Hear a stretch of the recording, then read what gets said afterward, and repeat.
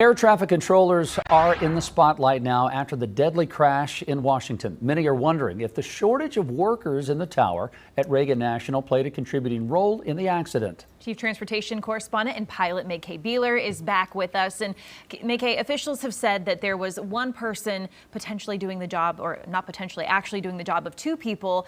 That happens in industries all the time, but is that standard in air traffic control? Well, not typically, but in this day and age, unfortunately, yeah, it's not ideal, but it's acceptable, and it has happened before. That, according to National Transportation Safety Board Chair Jennifer Homendy, who says, yeah, not unusual in this day and age because of the pilot shortage. Now, it's too early to say whether or not the double duty controller played any role in last week's crash.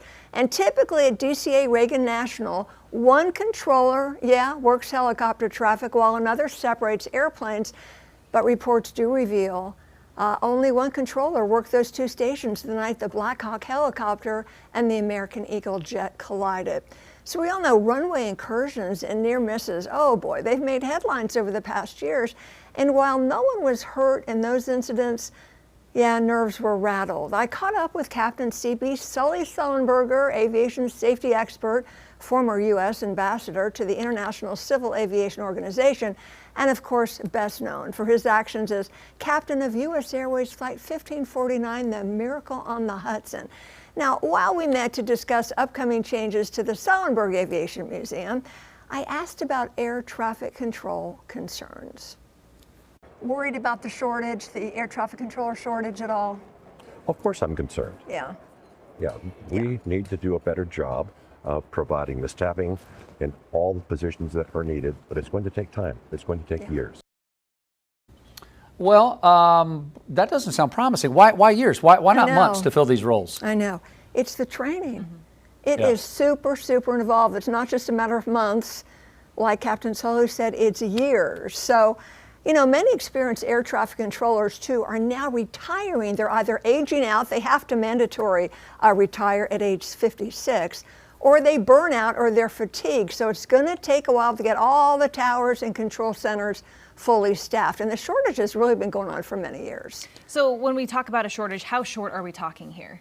So they want to fill 3,000 roles, but they are on track for hiring. Last year on target. So far this year, 2025, they're on target. The thing is that not everybody makes it through training. This is tough. You got a dropout rate, you got a failure rate. So entry-level applicants must complete training and spend several months at the FAA Academy in Oklahoma City.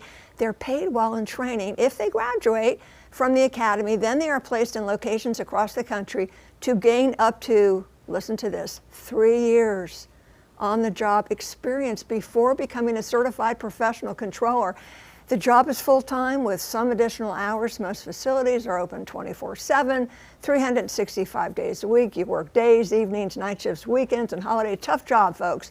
And with the shortage, many controllers are now working 10-hour days, 6 days a week. Yeah, and that's, so you mentioned all of the training that goes into it, but even to get to that point, there are several qualifications that you have to meet, and some you might not really think about in terms of age specifically. Right, terms of age, and plus, first of all, you have to be a U.S. citizen. You have to be under 31 years of age to apply. That's because the mandatory retirement age, as I said, is 56, and they want you to be able to qualify for a pension, so no older than 31. All right, you need work experience, general work experience, or 4 years leading to a bachelor's degree, combination of those. Speak English well, clearly. This is important so we pilots can understand you over the radio. And you gotta be willing to relocate to an FAA facility based on agency staffing needs. You could end up anywhere. You gotta pass written tests, medical exams, psychological testing. This job is a nail biter. And you've got to have what it takes, mentally and physically, to do this job. I admire air traffic controllers. I don't envy them, but I do admire them. Yes. I respect that position. So I want to go back to the beginning when we saw you talking with Captain Sullenberger. I know you were there for completely different reason, talking about the Aviation Museum here in town. What's the project you guys are working on? When are we going to get to see this? So the Sullenberger Aviation Museum, the new reimagined, was once the Carolinas Aviation Museum, and it transformed. There's a man behind that, Stephen Saucier. He's the president of the Sullenberger Aviation Museum. an incredible human being, a great visionary. He's retiring, and they're looking to replace him. But before he goes in June, I caught up with him and Captain Sully. Sully and his wife Lori have worked so closely with Stephen as they created this magnificent museum you must go see. So it's kind of a tribute. And we have a wonderful conversation with Captain Sully. So that's coming up hopefully early next week. We're still good. working on it. Okay, well, can't wait to see that. And the museum is beautiful. Oh. So looking forward to Yes, you guys have to go. Yes. It's on the All list. right. on the list, And you May-Kay. too. Thank Okay. you.